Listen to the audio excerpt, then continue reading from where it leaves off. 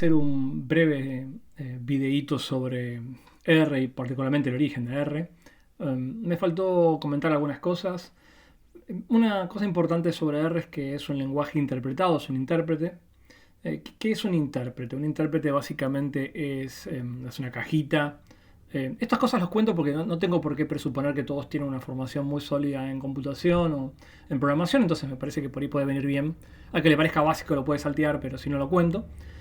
Un intérprete es un lenguaje, es un paquete, es un programa, una aplicación que básicamente funciona de la siguiente manera.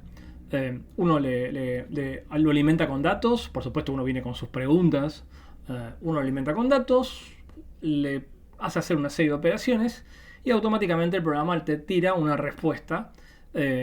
Y con esa respuesta, obviamente, uno puede sacar informes, datos, métodos, algoritmos. Uno puede hacer un montón de cosas. Pero lo importante de un intérprete es que es una cajita, una aplicación, donde básicamente uno recibe instrucciones y automáticamente, en este caso el R, te devuelve un resultado.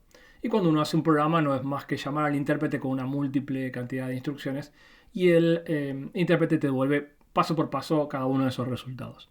Es un intérprete en oposición a un lenguaje compilado, como por ejemplo lo es C, que en general suelen ser más eficientes, más rápidos, pero suelen ser menos flexibles de alguna manera y de alto nivel. Y es muy común que los lenguajes muy expresivos de muy alto nivel sean interpretados.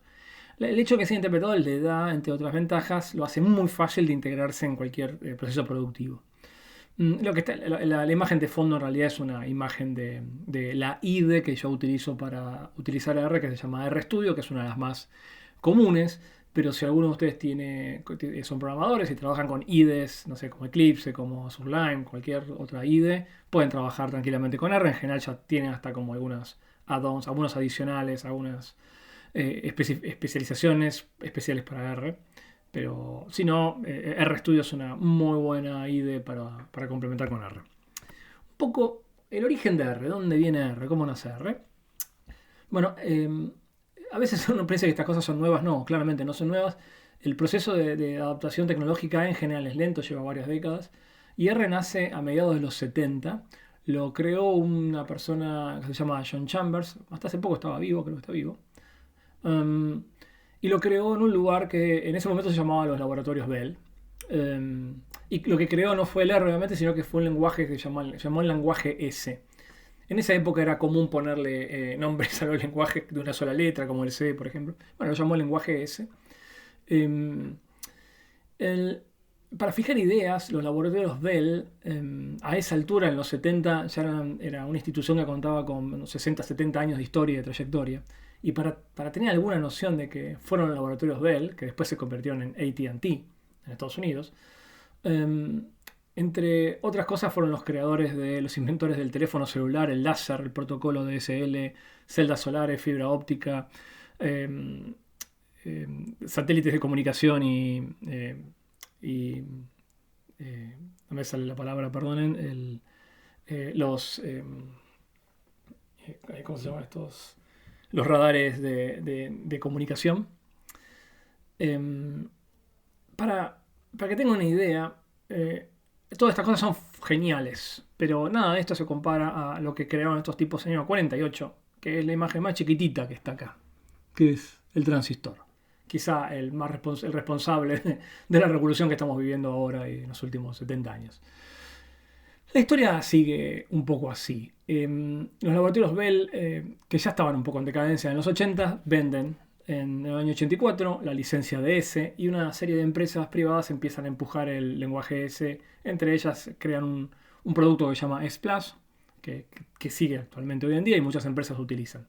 Pero en los 90, creo que son neozelandeses, cuyos nombres empiezan con R. El mito dice que la palabra R viene de la R de Ross y de Robert, y Haka y Gentleman, lanzan el proyecto R, que empiezan a trabajarlo en los años 90, con la idea de, estos tipos se dan cuenta que el lenguaje es muy bueno, es muy útil para hacer análisis de datos, y piensan en hacer un proyecto que sea libre y de código abierto, comunitario, basado en el S, especializado en análisis de datos.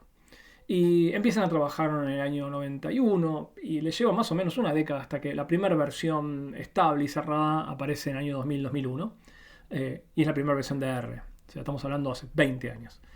Y bueno, hoy por hoy ya sabemos, cuenta con más de 2 millones de usuarios, decenas de miles de colaboradores y acá este número es ridículo. 100 grandes empresas, nada, es falso, deben ser miles. Es muy difícil no utilizar una parte del proceso algo de R. Eh,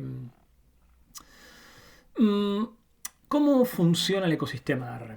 El ecosistema de R a grandes rasgos funciona de esta manera. Hay un core team que se llama, es el Airbase, es el que desarrolla la base, el núcleo del R. Esto son algunas decenas de desarrolladores, no es un grupo demasiado grande. Pero después sí que hay miles o decenas de miles de personas que son considerados desarrolladores o colaboradores, que básicamente lo que hacen es extender las capacidades del lenguaje mediante la creación de paquetes o librerías, los famosos packages de R, que hoy por hoy hay más de 15.000. Y después está el resto, digamos que son cientos de miles, ya son un par de millones, que son básicamente usuarios que consumen los recursos creados por estos dos grupos. Por supuesto que estas, como en todas las zonas de interfase, hay interacciones y hay gente que se pasa de acá para acá y de un lado para el otro. Y creo que algo interesante es poder pasarse de ser usuario a ser colaborador, pero más allá de eso, esta es un poco la comunidad desarrolladora y usuaria de R. Vamos a lo largo del curso a utilizar muchas de estas librerías de R, pero no vamos a rozar ni por mucho las capacidades que hoy por hoy tiene R.